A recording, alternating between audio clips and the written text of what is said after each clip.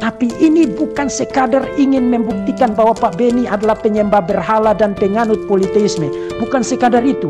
Jauh lebih penting adalah sebelum perdebatan ini dimulai, saya berlutut berkali-kali berdoa kepada Bapa, Putra, dan Roh Kudus. Tuhan, jamah hati Pak Beni, supaya melalui perdebatan ini dia diselamatkan dari kesesatannya yang membinasakan.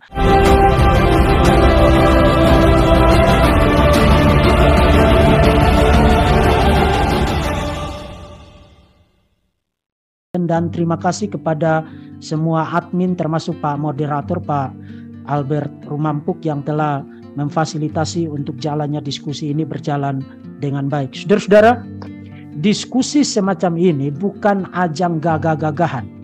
Dan saya tidak pernah tertarik ada di dalam sebuah diskusi untuk gagah-gagahan. Bagi saya diskusi itu haruslah diskusi yang bermartabat dan berintegritas. Itu sebabnya saya tidak sembarang ada di dalam perdebatan dengan siapa saja. Bagi saya diskusi semacam ini adalah momentum sarana untuk memberikan edukasi kepada publik tentang bagaimana mengemukakan pandangan dan menerima kontrapandangan, kemudian memberikan argumentasi bantahan yang sesuai dengan aturan-aturan logika dan valid secara teologikal maupun secara biblikal. Dan bukan hanya itu, tapi juga sebagai seorang Trinitarian, saya percaya bahwa momen-momen semacam ini adalah momen-momen di mana Injil Tuhan Yesus Kristus itu harus diberitakan. Injil yang menyelamatkan haruslah Injil yang tidak kurang dari Injil yang Trinitarian. Karena keselamatan kita dikerjakan oleh Bapa melalui anak tunggalnya yang kekasih Yesus Kristus dan diaplikasikan menjadi bermanfaat bagi kita melalui pekerjaan dari pribadi ketiga Allah Tritunggal, yaitu Roh Kudus yang melahirbarukan kita, memateraikan kita, berdiam di dalam kita, dan menjadi jaminan bagi kita untuk memperoleh seluruh penggenapan dari janji Allah. Teks-teks yang didiskusikan di dalam perdebatan babak kedua ini, Markus 10 ayat 15 ayat 34, Wahyu pasal 3 ayat yang ke-12. Pada dasarnya tadi saya katakan saya setuju. Yesus itu memang punya Allah karena dia adalah manusia sejati. Sebagai manusia sejati dia memang harus punya Allah karena Yesus tidak pernah menjadi manusia ateis dan tidak pernah murtad dari percaya kepada Allah. Setelah naik ke surga, sekarang ada di sebelah kanan Allah Bapa, Yesus tidak berhenti menjadi manusia. Yesus tetap adalah Allah sejati dan manusia sejati.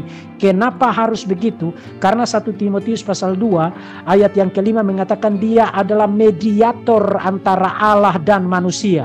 Dia harus Allah sejati untuk menjadi mediator dari pihak Allah, dan dia harus manusia sejati untuk menjadi mediator bagi manusia yang akan diselamatkan melalui dia. Jadi saya tidak ada masalah dengan itu. Tadi saya katakan problemnya ada pada theological implication-nya, implikasi teologikalnya, termasuk bagaimana menempatkan teks itu di dalam konteks kedua kitab itu, Injil Markus dan juga di dalam kitab Wahyu. Dan saudara bisa tonton kembali seluruh rangkaian argumen saya. Argumen-argumen saya membuktikan Yesus adalah Yahweh yang dijanjikan akan datang kembali di dalam New Exodus-nya Yesaya pasal 40 dikombinasikan dengan Maleakhi pasal 5. Dan Yesus juga adalah Tuhan atas semua orang yang layak menerima penyembahan yang persis sama dengan yang diterima oleh Bapa, seperti yang dinyatakan di dalam Wahyu pasal 5 ayat yang ke-13. Data-data itu memposisikan posisi teologis Pak Beni pada dua konsekuensi yang mematikan, yang sama sekali tidak ada bantahan selama perdebatan ini. Pak Beni secara implikasi adalah penyembah berhala karena dia harus taat kepada Wahyu pasal 5 ayat 13, termasuk juga Kisah Rasul pasal 7, berdoa kepada Yesus dan menyerahkan nyawanya kepada Yesus. Begitu Pak Beni taat kepada ayat-ayat firman Tuhan itu, Pak Beni menurut pandangan teologisnya Yesus hanya ciptaan yang ditinggikan sedang melakukan penyembahan berhala. Dan bukan hanya itu, posisi teologis Pak Beni, doktrin ketuhanan Pak Beni adalah doktrin politeisme yang disamarkan menjadi unitarianisme. Karena Pak Beni terus-menerus ingin meninggikan Yesus, tapi pada saat yang sama mengingatkan kita Yesus bukan Allah yang sejati, Yesus bukan Tuhan yang sejati. Oke, kalau Yesus bukan Allah sejati dan bukan Tuhan yang sejati, sementara berulang kali Yesus disebut sebagai Tuhan dan juga disebut sebagai Hotheos, maka sekarang Pak Beni punya dua Tuhan minimal. Ada Tuhan yang besar, Tuhan yang sejati yaitu Bapa, dan Tuhan yang lebih rendah yaitu Yesus yang ciptaan yang ditinggikan. Itu persis adalah definisi dari politeisme, bahkan politeisme dalam bentuknya yang terburuk. Kesimpulan yang sama juga bisa ditarik secara implikatif dari diskusi mengenai Kisah Rasul pasal 2 ayat yang ke-36 dan Roma pasal 10 ayat yang ke-9 sampai dengan ayat yang ke-13 yang telah saya presentasikan tadi.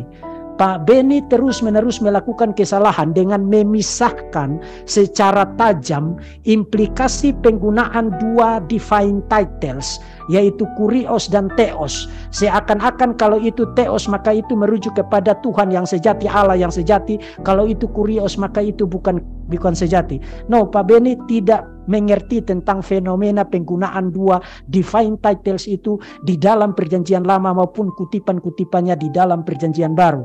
Tadi saya presentasikan data sebanyak 45 kali Paulus mengutip teks-teks di dalam perjanjian lama yang bicara tentang Yahweh, tetragrammaton, dan 33 kali Paulus gunakan itu untuk Yesus. 75% dari jumlah itu, dan hanya 25% yang dia gunakan untuk Bapa. Jadi kalau Pak Beni ingin berargumentasi bahwa karena Yesus itu kurios maka dia bukan Tuhan yang sejati, bukan Allah yang sejati, maka secara implikatif Pak Beni mengatakan Paulus mengajarkan Bapa itu bahkan lebih rendah dari Yesus. Karena jauh lebih banyak Yesus disebut sebagai Yahweh yang terjemahannya adalah kurios dibandingkan dengan Bapa di dalam seluruh surat-surat Paulus. Tapi ini bukan sekadar ingin membuktikan bahwa Pak Beni adalah penyembah berhala dan penganut politeisme. Bukan sekadar itu.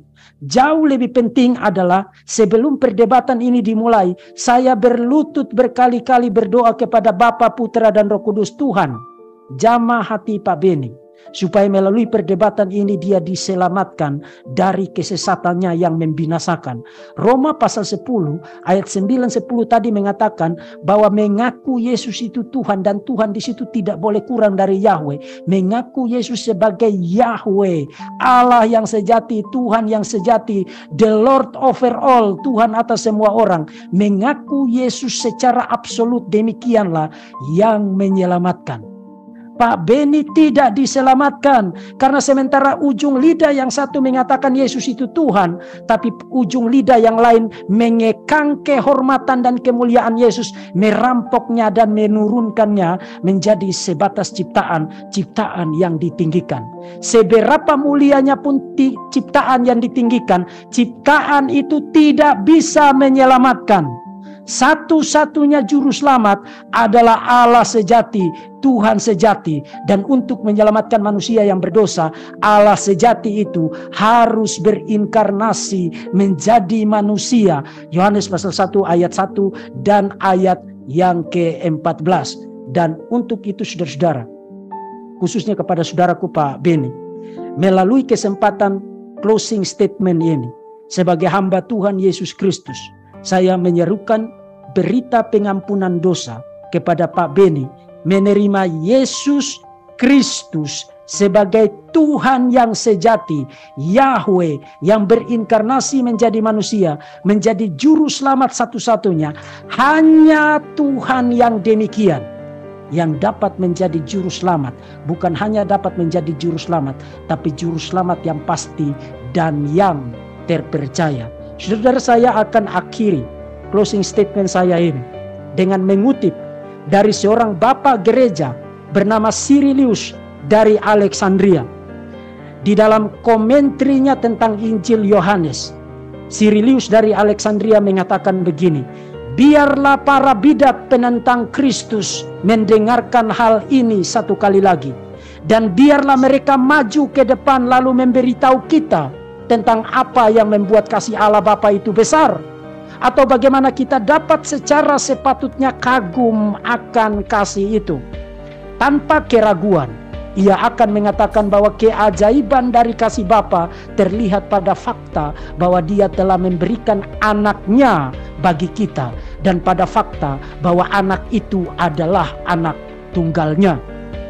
Karena itu, supaya kasih Allah Bapa itu menetap dan lestari, ia harus dianggap sebagai anak, bukan makhluk ciptaan. Maksud saya, seorang anak dari substansi Bapa, yaitu dari substansi yang sama dengan Dia yang memperanakannya, dan Dia yang benar-benar adalah Allah yang sejati. Tetapi jika engkau berkata, wahai Tuhan, para bidat, jika engkau berkata dia tidak berasal dari substansi Allah Bapa, dia bukan anak, dia bukan Allah berdasarkan nature, dan kasih Bapa yang ajaib dan masyhur itu pada akhirnya menjadi tidak bernilai. Karena apa? Karena ia Bapa menukar ciptaan dengan ciptaan dan bukan anaknya yang sejati. Selanjutnya Paulus yang terberkati tidak akan memiliki dasar untuk ancamannya ketika ia berkata, jika ada orang yang menolak hukum Musa, ia harus dihukum mati tanpa belas kasihan atas dasar keterangan 2 atau 3 orang saksi. Betapa lebih beratnya hukuman yang harus dijatuhkan atas dia yang menginjak-injak anak Allah. Apa yang dilakukan oleh Pak Beni di dalam perdebatan ini terus-menerus menginjak-injak kehormatan dan kemuliaan anak tunggal Allah, yang menganggap najis darah perjanjian yang menguduskannya dan yang menghina roh kasih karunia. Perkataan Paulus itu tepat.